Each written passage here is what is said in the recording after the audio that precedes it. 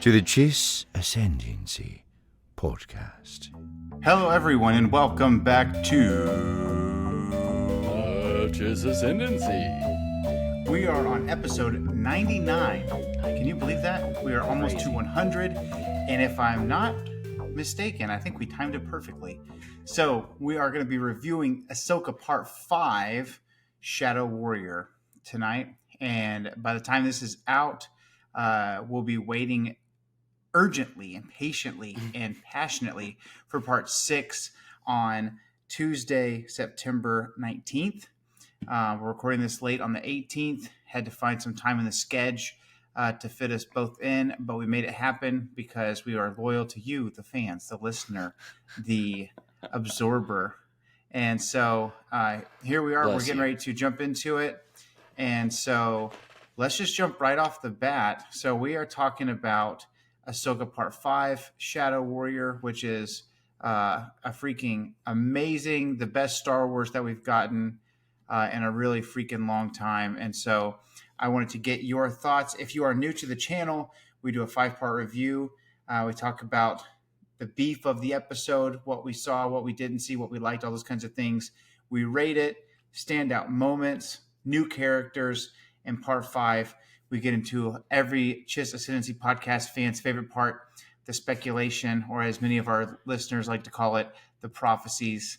And the thoughts from wild space, if you will. The thoughts from wild space. So let's jump into it.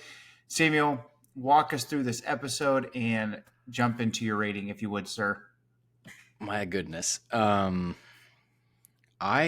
I honestly have no idea where to begin because there's so much to unpack in this episode. We see Ahsoka, like Jonah before her, transported to another land via the mouth of a great fish.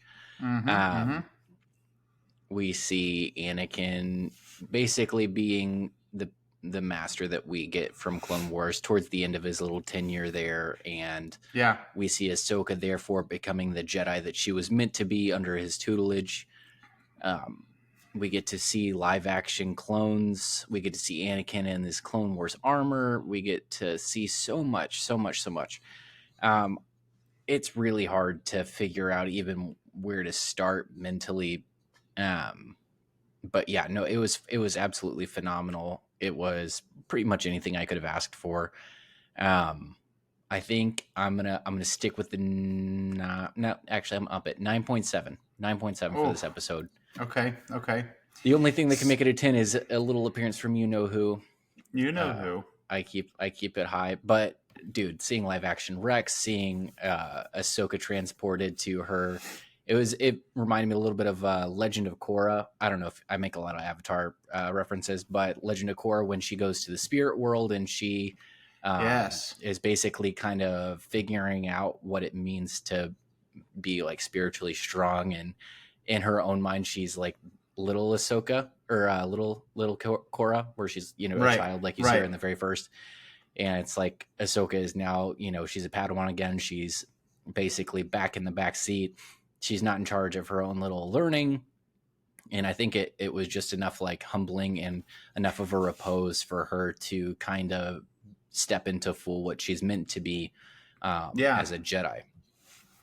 So we start our episode and basically a couple of things are going on. So Ahsoka, as we know from the end of Part 4, is in the world between worlds, and Anakin is there waiting for her, and we were wondering, is that really Anakin? Is it a vision? Is it the dark side? What's going on? Yada yada yada. It's our job to guess, right? We have to. But it is Anakin, and so she's there. That's where we spend a lot of our episode focusing on her, focusing on her time. And with the real world, if you will, you've got Hera and Jason, Chopper, Huyang, all of them wondering what's going on with her, looking for her. All the while, the New Republic is coming to Cetos to figure out what's going on, kind of put a halt to everything happening, and wondering why Hera's away, not unannounced, but unallowed. She's like, well, you know what? I'm a general. I'm going to do what I want. And love it. So but really the meat of the episode is Ahsoka is finishing the training that she didn't finish with Anakin, and it couldn't be more beautiful or more perfect because it's the perfect version of Anakin. Mm-hmm. And it was so crazy. I mean, honestly, this is probably the best episode of live action Star Wars, if not the best 40 minutes of live action Star Wars we've gotten since George Lucas sold it to Disney. And I know that's like a big deal. But honestly, if you think about it, I cannot think of a better 40 minutes of live action Star Wars. Like, it's up there. The Force Awakens was amazing. Saw it 5 or 6 times in theaters. The Last Jedi had its moments, but they were like, The Last Jedi is a lot of people's departure from Star Wars. That wasn't the Luke Skywalker that they grew up thinking about, reading about, seeing in comics.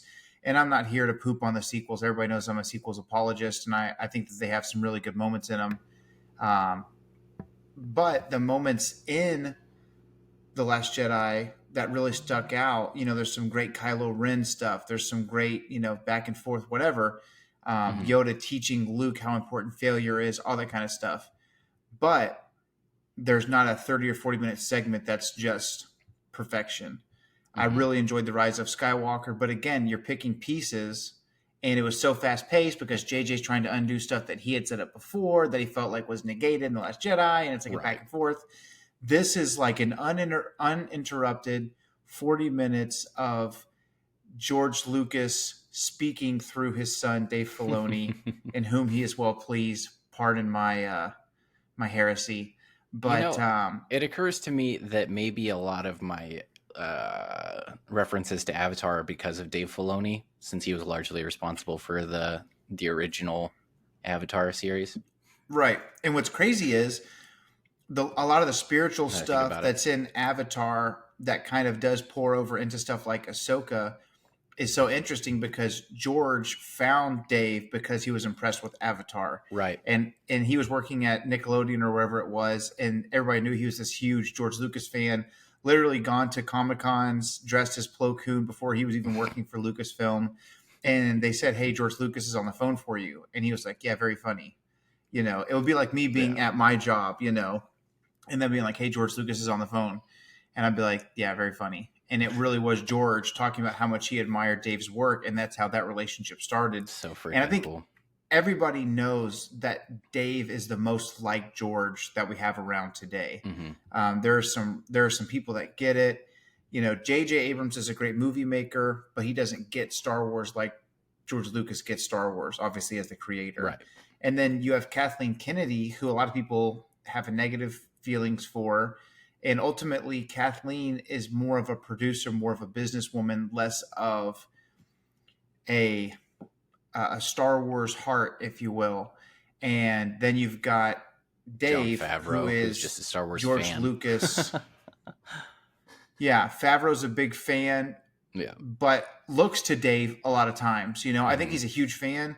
I think that someone like Robert Rodriguez, who wrote and directed the Book of Boba Fett, huge Star Wars fan, but maybe doesn't understand like the little tiny things like Dave does, working hand in hand with George for all those years on Clone Wars. right. So Ahsoka's there. She's there to learn some of those final lessons that she didn't get with Anakin because she walked away. And by the time she thought about maybe coming back to the Order, because there's that part in Clone Wars season 7 where you can tell it like feels right for her to be back. It feels right for her to be following what she believes is the will of the Force at the time. But then you also see a lot of her, to kind of parallel that YouTube video that went viral back in our heyday where he's like, I'm not a rapper. So it was like, I'm not a Jedi.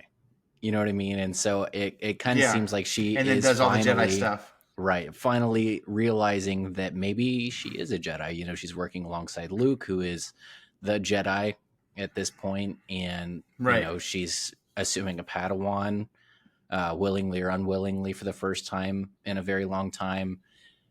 And you kind of see her, be like, oh, maybe I am a Jedi. Maybe this is me. Yeah.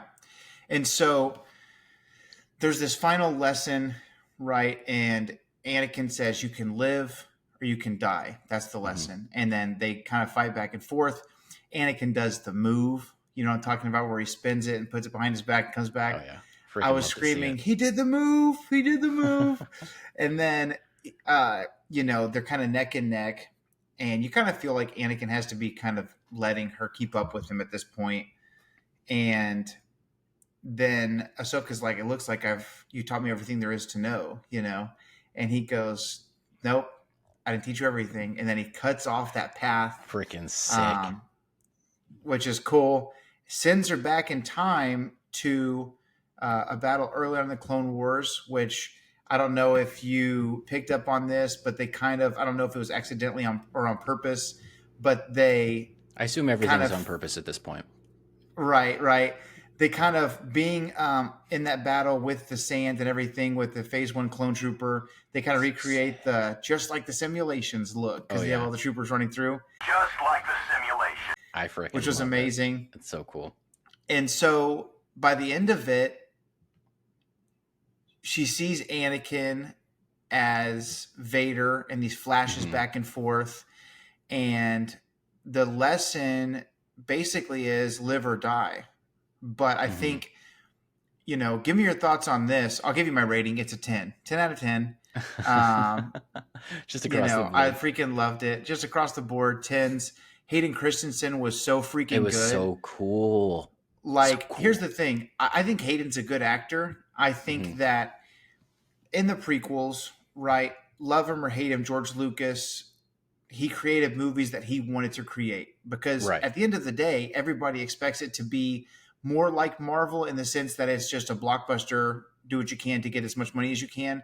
Especially the prequels were not that. The prequels were George Lucas wanted to make some movies, and he's an indie filmmaker. So he's like, hey, what if we did a space opera about like political theater and like how it affects the galaxy as a whole?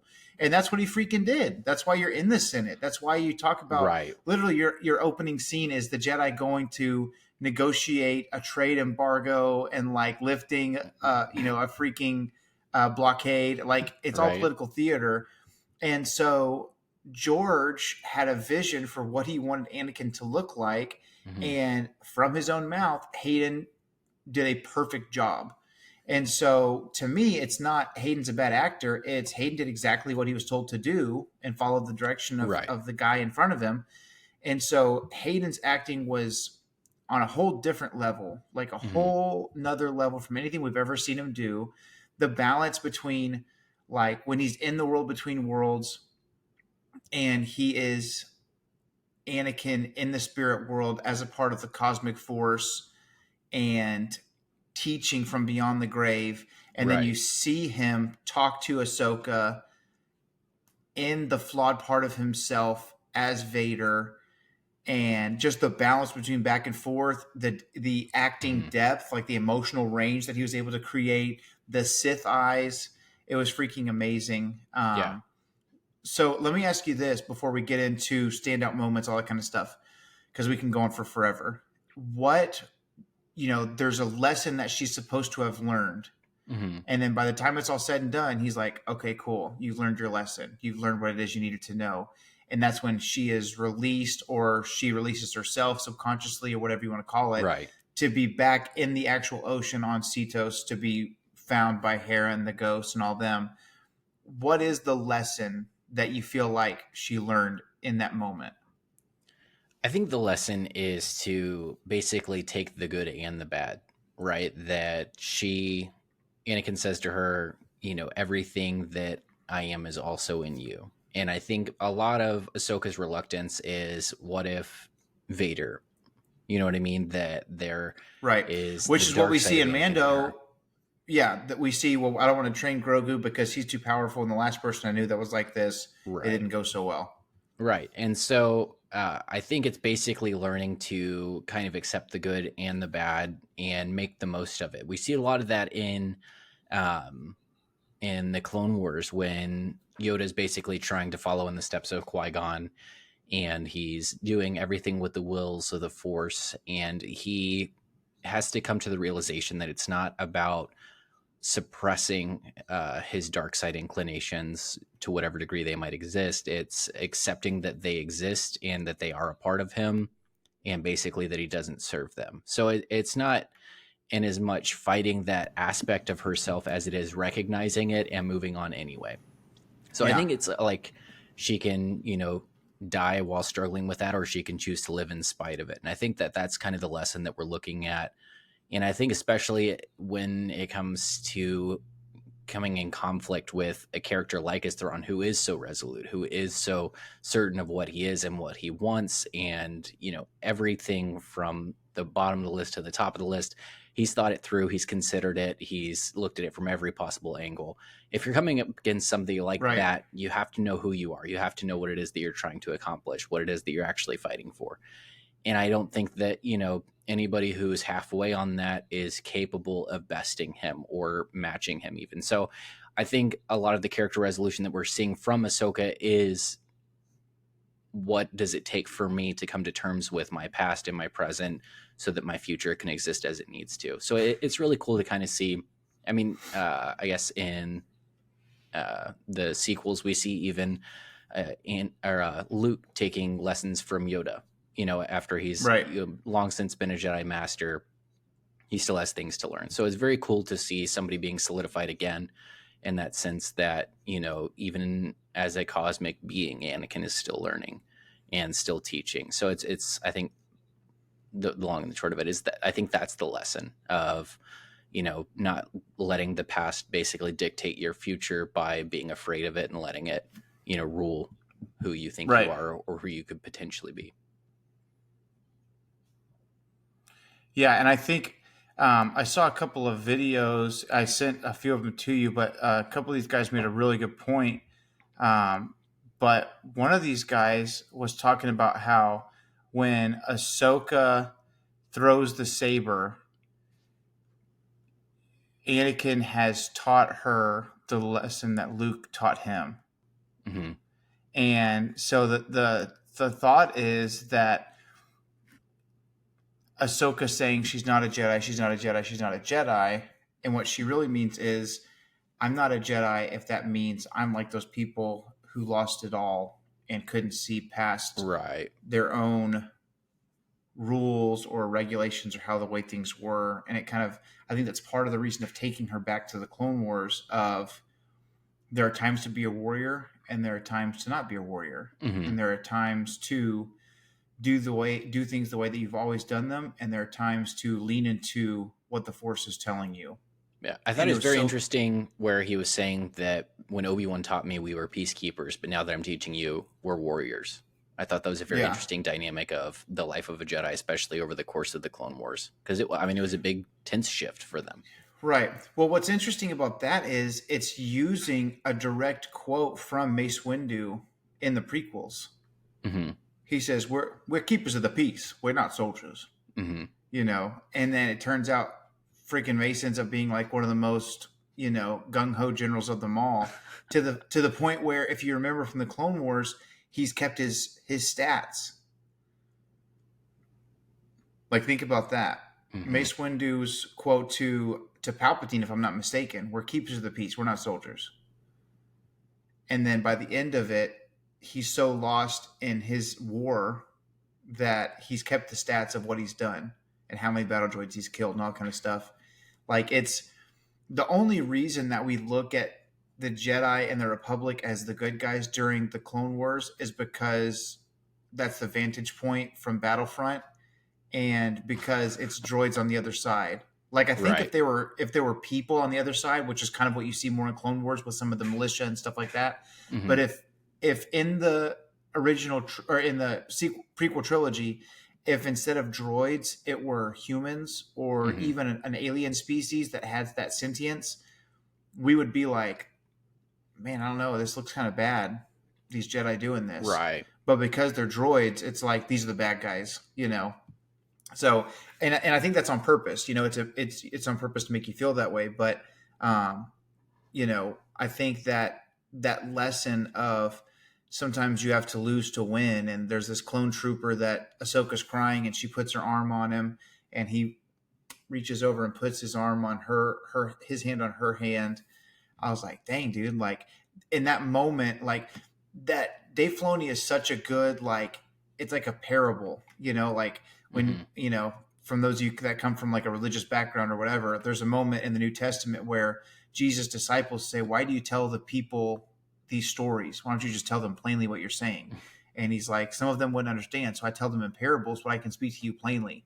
So for those who don't have the time or didn't want to put in the effort as Star Wars fans, quote unquote, to not watch the animated stuff, Dave did in like 10 seconds what the Clone Wars did in 7 seasons, where Ahsoka puts her hand on that clone trooper, and he's not just a robot. He's not just a yes sir. This human being reaches his hand over and touches her hand, and it's like she lost a brother in that moment. He's not just one of a few 100,000 with a million more on the way. Right. Like he's not a digit. It's that moment that you feel watching Revenge of the Sith for the first time after finishing Clone Wars, and it's Oddball that gets destroyed. Yes. And you know what I mean? It's I'm gonna like, go help oh my him, God, Oddball. Yeah. There's a whole it's after history watching there. It's Clone not just Wars. it's not just a background character.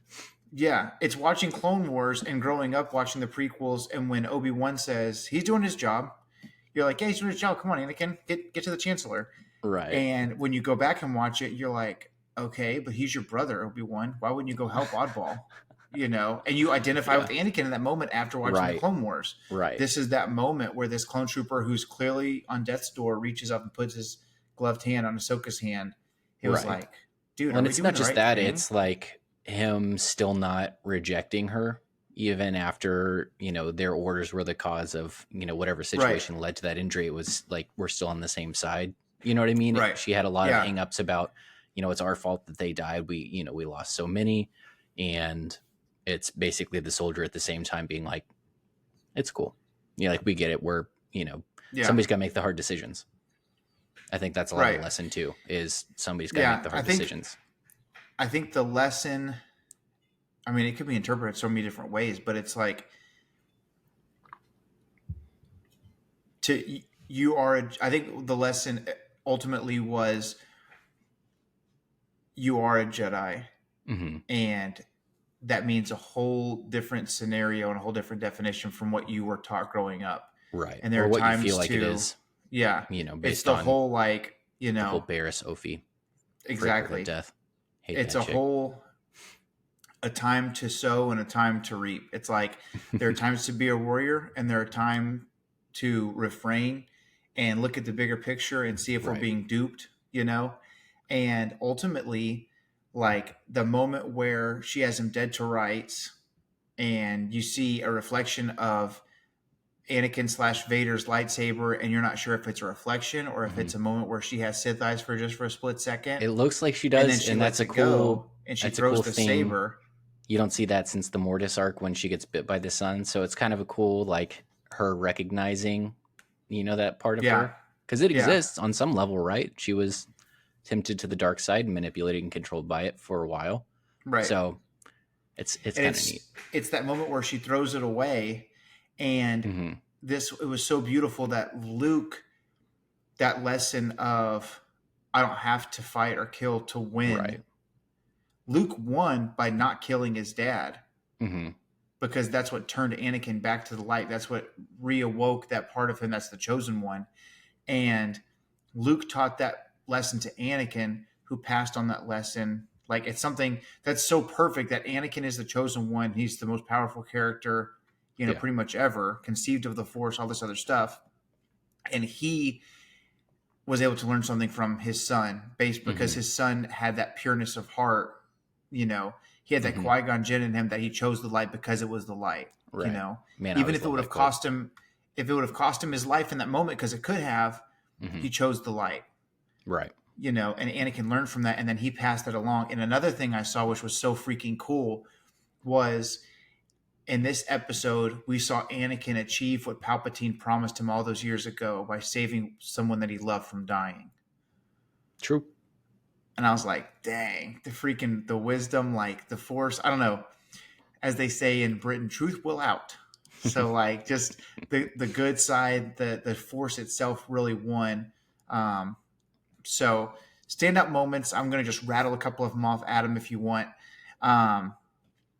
The one that really got me, the one that I was like just hyped beyond belief.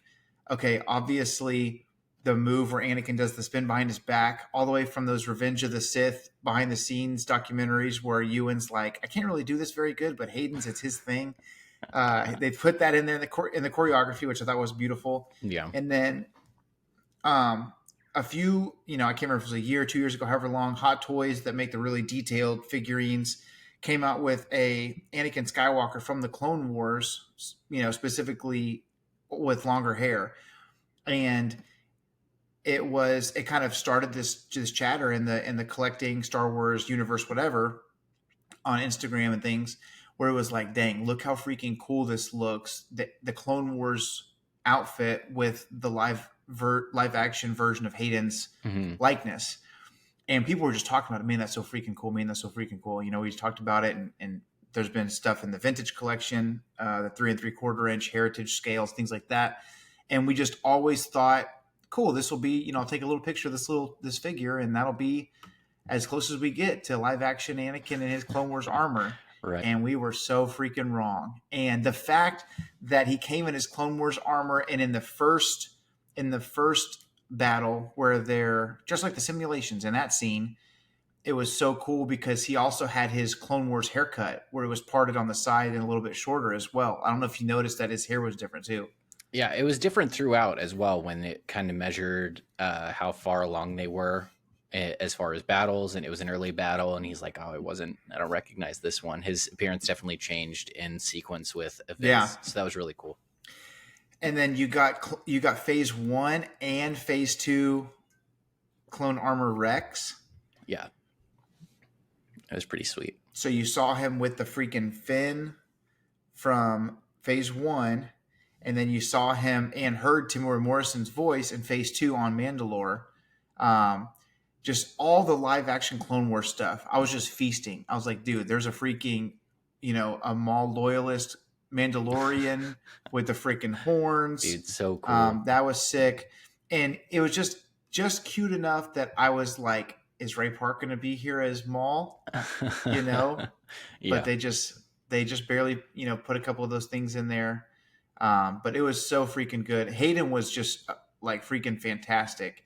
And I enjoyed it a lot. The imaging of Hayden as Anakin, and then the flashes of war, bombs going off and stuff. And as the light changes, it flickers between him and Vader. Anakin saying, "You lack conviction," and attacking her was like a very Vader line, but as Anakin. Because a lot of people forget that Vader was, I know this sounds stupid, but Anakin was Vader before the suit. So like that 10 or 15 minutes in Revenge of the Sith before he fights Obi-Wan, like he's already Darth Vader. He's already that guy, whenever you hear rise, like that's, that was in all the trailers leading up to freaking, episode 3. And we all were tricked into thinking rise was him standing up in his armor for the first time, but it was still in his regular self before, the Mustafar incident where he's already Darth Vader. So that was cool to see him as Vader without the suit and with the suit, just back and forth. I could just go on for forever, but give me a couple of your standout moments and then we'll go into new characters. There's really just one that's really like, super obvious, but, and then we'll go from there. Yeah. Stand-up moments. I mean, I think I touched on them a lot in the early portions of the episode, but seeing Anakin kind of as the Jedi Master that he was meant to be, seeing live action clones in the Clone Wars, even seeing like the Twi'lek like rebels, in the background while they're discussing. It's all very, very Clone the Battle Wars, of Ryloth. Like, very engaging. So I think that all those little details really added to a lot. Which was really cool because I think those are the same, if I'm not mistaken. It looked like the little girl that Waxer and Boyle save in the Clone Wars. I can't remember her name, but she ends up being on Ryloth later. Maybe it's in Rebels or something where her and Hera they're kind of fighting the Empire. And those characters are also in Lords of the Sith. So that's Numa, maybe is her name, but that's like the third or fourth time we saw her. For those who understand and know those deep cuts, so the little baby Twi'lek that was saved during the Clone Wars by Waxer and Boyle, and then grows up fighting alongside the clones and then against the Empire on Ryloth, and then is also in the very opening chapters of Lords of the Sith, which takes place kind of around Ryloth. So that was really, really cool. Just another little, you like that? You like a little Clone Wars action? Yeah. So, just seeing all that, and then obviously World Between Worlds, it's a little bit more discovery there. I think that's probably one of the most nebulous concepts in the extended force from the Clone Wars, except for maybe like Mortis. So anything to explore that a little bit more is very neat. I think that's probably, aside from seeing the Purrgil and, kind of seeing Ahsoka with a little bit more confidence than what you generally see her with post the Clone Wars. Because, in her early stages, she's, very confident, even to the point of rambunctious. And a lot of that, I think, self-assuredness is lost. And so to see her very self-confident and, trusting in the Force, I think that's something that's lost a lot in her older years up until this point. So to kind of see that character development, it's big steps in a very short amount of time. I think that was really, really cool. And I think it adds to her story a lot because I have not been the greatest Ahsoka fan, throughout the years, but I enjoy the character development that I'm seeing. Very much like how I hated Dooku until we kind of got character redemption through Jedi Lost or through Tales of the Jedi. I think that really rounded out his story to where he's very endearing to me. So I think it's a lot of redemptive qualities coming through, at least for me. Yeah, I had seen a couple of reviews and stuff like that, or even I'm part of this one group chat where this person was like, "The show sucks, blah blah blah blah blah. It's so flat." They also didn't like this episode, so I really don't know what to tell the person. But they were saying like, man, Ahsoka used to be so full of life, this and this and this, and now I don't know if it's the actress, I don't know what it is, but she sucks. She hates everything. She's pessimistic. And I was like, she's gone through literal hell, bro. Like, what do you want? I used to be optimistic as well, and so, but I thought, there were some people that I listened to and like kind of looked to for reactions and like, certain podcasts or YouTube channels that I'll be like, did I miss anything? What are their thoughts? Things like that.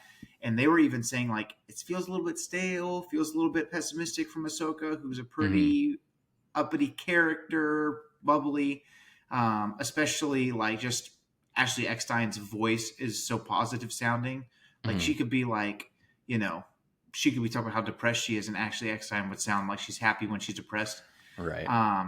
But seeing Rosario's transformation after that time with Anakin and seeing how she portrayed Ahsoka post that happening, I was like, okay, so yeah, it's actually great acting this whole time.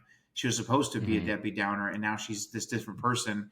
I loved the transition to, first of all, creepy seeing her face without the little head covering. Been seeing a lot of memes about, I thought this was a kid's show, what's with the nudity? And it's just pointing to her freaking, her head covering not being there. I saw one, it's like, are we just going to ignore the nude scene? Or yeah, exactly.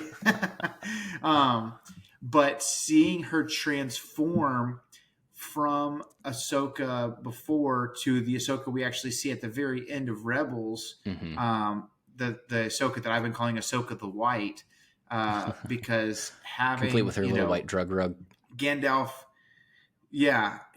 has that moment at the end of Fellowship of the Ring where he kind of just goes into like the bowels of Middle Earth fighting the Balrog, and then when he comes back, he's this transformed character. His power level is increased where he's equal to or greater than Saruman. And,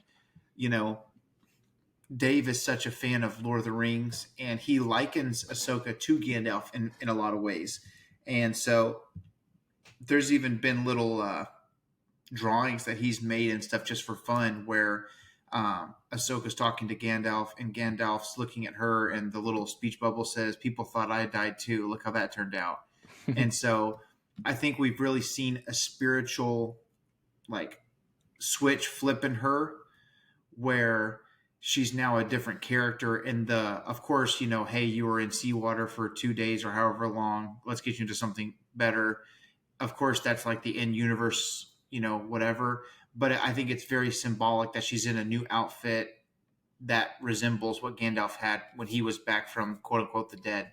Yeah, definitely. In the Twin Towers and stuff like that. So I think that it's going to be a really interesting thing moving forward. And obviously standout character for me, obviously we saw Anakin in part 4, but him really in this one, part 5, was really fantastic.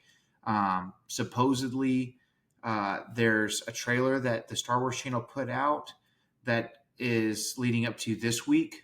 And apparently there's Anakin's voice in there that we haven't seen yet in part 5. So we may not be done with him. I'll never be done with him in my heart. Right. But standout characters for me, obviously, like you said, seeing the Twi'leks, seeing live action clone troopers is just always such a freaking treat. Live action Maul loyalist Mandalorians.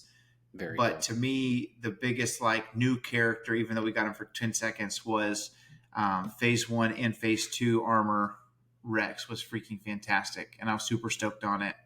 And so that kind of moves us into the what's next category.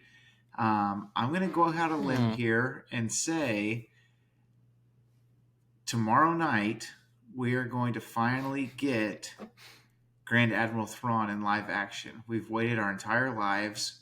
We've waited this entire podcast. Our first episode, I don't even remember when it was. Let me go to our channel. I want to say January 2021-ish. Was it 2021 or was it 2020? It might have been 2020, actually, now that I'm thinking about it. Let's see. Oldest. Okay, I'm on our channel. The Chiss Ascendancy Podcast, Episode 1, Star Wars The Rise of Skywalker Review. 3 years ago. We're just sitting at Dad's house with your GoPro. Yeah. This is... Where can I see the freaking date? It says 3 years ago. January 27th, 2020. So it's we should have been a lot more episodes in by now, but it's kind of crazy that the universe or whatever has made it in such a way that the Force wills it that our 100th episode, I prophesy, we will be talking about the live action debut of His Highness Grand Admiral Thrawn. I would like to acknowledge that we've been talking about this way longer than anyone else. Yeah, our podcast is literally called the Chiss Ascendancy. What? What are we talking about, dude? You know what we're talking about. You know what it is. Yeah, it's freaking wild. I'm so stoked. I'm excited. And let me throw this out there to you. I sent you a text earlier. Mm-hmm. And it was a screenshot from a really, really reliable source. I saw this on Facebook. And but it's from supposedly it's from Screen Rant, right? Okay. And I'll put this on the screen for those who are watching on YouTube so you can follow along and read it or whatever. But this is a quote, and I can't remember what quote this is, what interview or book or whatever this is from, but I think I've read this or seen this before.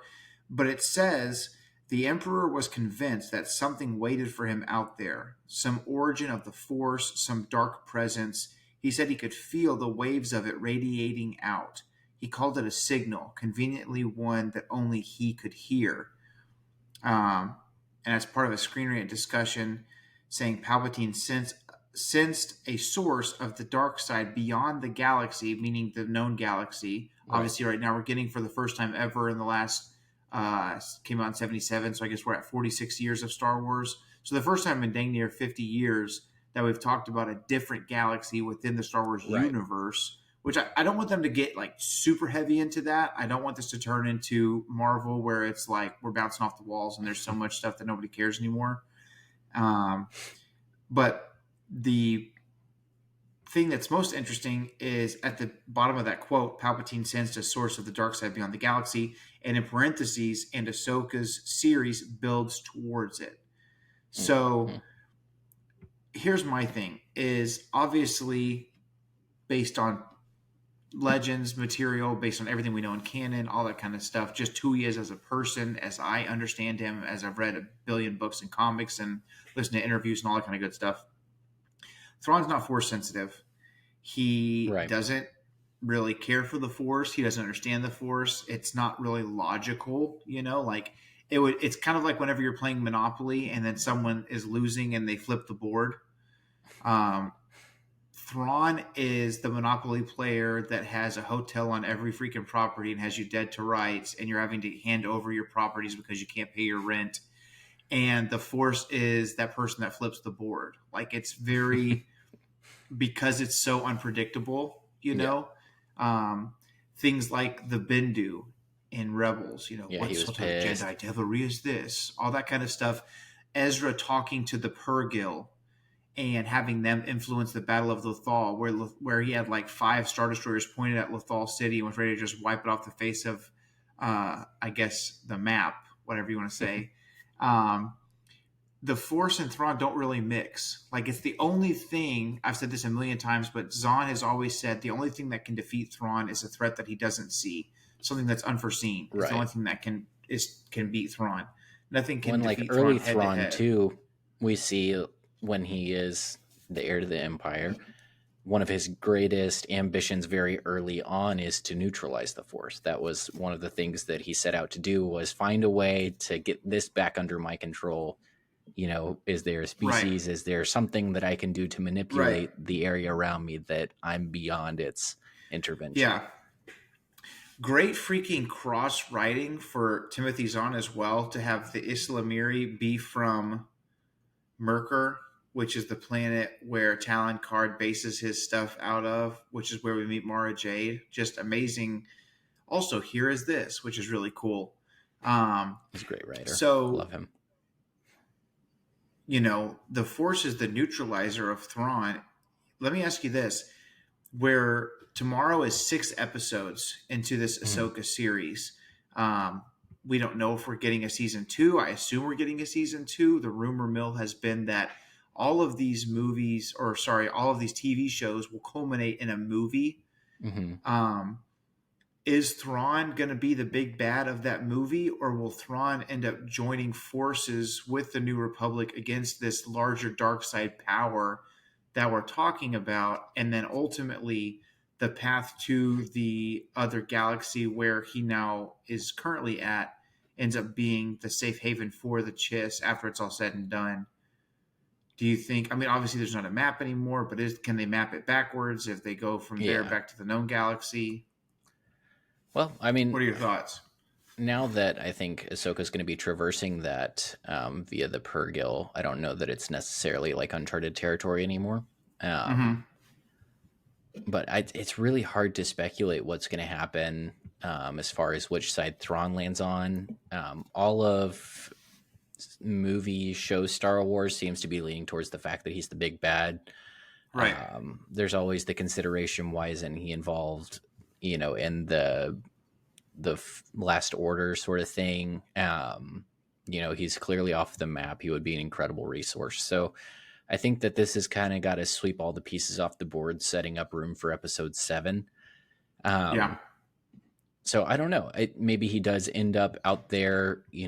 His goal and ambition in the new Thrawn material is always to preserve the Chiss Ascendancy, whatever it takes to protect them. He becomes the highest rank he possibly can in the Empire so that he can protect the Chiss. He thinks that they're his greatest ally, his greatest resource.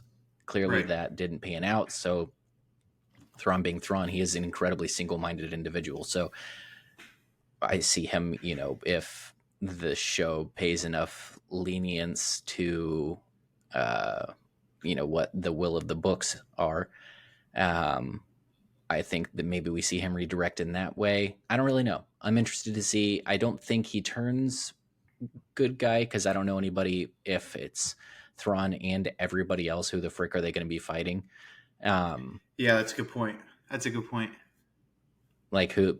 You know what I mean? That's what I'm saying. If those interviews and different rumblings and different thoughts that are out there are true, If there's a dark side power that is so strong that from outside the known galaxy it calls to Palpatine, what is that? Right. I feel like, I don't know. It seems like a lot of setup for them to just introduce a new villain. I mean, they've been building up to Thrawn since Mando season 2, really. Yeah. So I don't know. I think that Thrawn's probably going to end up being the big bad. I know that they're saying Mandoverse is going to kind of culminate in a film. I expect that to be the same storyline that we're looking at now with Ahsoka. So I'm not sure, but I am very excited to see it. Yeah. I'm very interested. We have 3 episodes left of this season. I assume there will be a second season. I don't think they're going to go from Mando season 3 to Ahsoka to a movie. Like, I think there's going to be at least one more season of Ahsoka, and maybe it'll be 3 seasons of Mando, 2 of Ahsoka, and then a movie, something like that. But I'm very interested to see how this turns out. And at the end of the day, as long as he's portrayed well, and as long as I just want to see him done well, makes sense, I'm okay with him being fully bad. It doesn't, like, the way he was in Legends. Yes, he was a full-on bad guy. The way that he is now, especially according to the books, especially the Ascendancy books, they've set him up to be the hero of the Chiss Ascendancy. Yeah, dude, imagine he's the hero of his own story. Imagine the first time we get to hear out of Thrawn's mouth the Chiss Ascendancy. Shivers. It'll probably be up there with the first time I heard. Shoot, my mind just went blank. It'll be up there with when I heard the first audio for our podcast. From Mark? Yeah, from Mark. Yeah, that would be cool. If Thrawn shows up in episode 6 and it happens to line up with the 100th episode of our podcast, I'm going to try my freaking darndest to reach out and see if he's available. It would be so cool to have our Thrawn on with us talking about Thrawn on our 100th episode. It would be super cool. I mean, he's always been the voice of Thrawn for me, so it was absolutely. Especially, getting to talk to him and see, what kind of caused him to redirect, because the voices are, slightly distinct between Heir to the Empire and then Thrawn in the, Disney Thrawn trilogy. So he'll always be Thrawn in my heart. Yeah, absolutely. Well, I mean, that is so much. I mean, we have so much stuff going on, but what do I expect to see next week? Just in like 30 seconds.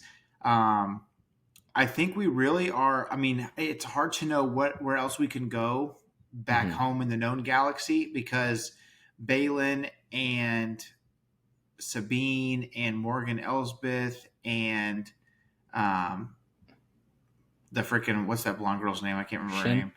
Shin. They're all headed to Thrawn. Ahsoka is here. The other thing that's kind of weird is that she doesn't really know that she's going to Thrawn and Ezra. Like, she could be going anywhere, I am very interested to see if Thrawn, like, I love Thrawn to death. I think he's fantastic. Thrawn just coming back by himself isn't a threat to the New Republic. He's got to have something going on over there that makes him more of a threat. So I'm very, very interested to see what he's got going on. I don't think it's going to be like we show up and Thrawn and Ezra have been on Gilligan's Island for the last 10 years or however long it's been. You know what I mean? Like, there's going to be some things that have happened. If he's been there, if Rebels is like 5 years before A New Hope, and this is like 5 years after Return of the Jedi, I mean, he's been there somewhere between like 12 and 15 years, if I'm not mistaken, if my timeline math is correct. So if Thrawn's been somewhere for 10 to 15 years, like, he's going to be dadgum established. He's going to have plans in order. He's going to have things ready to go. And it's just a matter of what those things are. And so I'm very excited to see what that looks like in Legends. And maybe I think this would be a good short, but in Legends, it was using the cloning materials from the Clone Wars that nobody knew about, that everybody thought were gone, called the Spaarti clones, which the spelling of that is Spaarti. And for whatever reason, Zahn, if there was a clone of something, they had 2 vowels in their name. Like Luke would be Luke. So I think part of that is Joruis, there's a mathematical property. When you derive something from something else, it would be like, right, it would be like A, the derivative of A would be A prime, and it's an apostrophe. I think that is where he's a very mathematically minded individual. I think that's where he pulls that from. Yeah. So my thing is, in the Star Wars timeline, yes, it's been like 30 whatever years since the Clone Wars. So he could still have a clone army or whatever. And in our time, like we're still very familiar and have spent a lot of time with cloning, Clone Wars, Bad Batch is still going on. What's going on in Mount Tantus? Will Mount Tantus be relevant in Ahsoka? All this other stuff. But we know ultimately Mount Tantus is really kind of going towards, feels like they're kind of using whatever will end up being on Exegol. Mm-hmm. So will Thrawn have a clone army, and will it be clones like clone trooper clones, or will it be a clone of Ezra or a clone of somebody on the Chimera, or will it be an army of something completely different? You know, is it going to be kind of, we talked about a few weeks ago, like, is it like what Morok or Merrick, however you pronounce it, ended up being, where it's Night Sister magic reanimating a suit of armor? Is, you know, is there just going to be like a sea of undead people, and right, that's the team up of Thrawn and Elsbeth to try to take back over the galaxy? Nobody knows. So any thoughts on that before we hit the road? You're the speculator, man. I'm just along for the ride. I just like to see. Let's wait and see. I think he's going to have something up his sleeve. I think he's not just going to be out there like with Wilson, you know, castaway. Right. I think he's going to have all his wits about him. I think he's going to have a plan, and I'm excited to see what that is. Thrawn is the and only person. It's going to be so funny. It's going to be so funny how I've been rooting so hardcore for Ahsoka these first 4 episodes or 5 episodes, and then as soon as Thrawn shows up, I'm like, kill her with fire. Ooh, like, kill her. Yeah, ooh, kill her. I'm going to be 100% rooting for Thrawn basically the last half of this season. So, hey, if you've listened this long, thank you so much. We're excited. We could go for another hour, but we're going to try to keep. We're trying to mind our P's and Q's. Thank you guys so much for tuning in to the Chiss Ascendancy podcast. This is episode 99. We're right on the cusp of that centennial. So thank you so much. Remember, the Force will be with you always. And remember, from the very first, the only family you have here is me. We'll see you guys next time.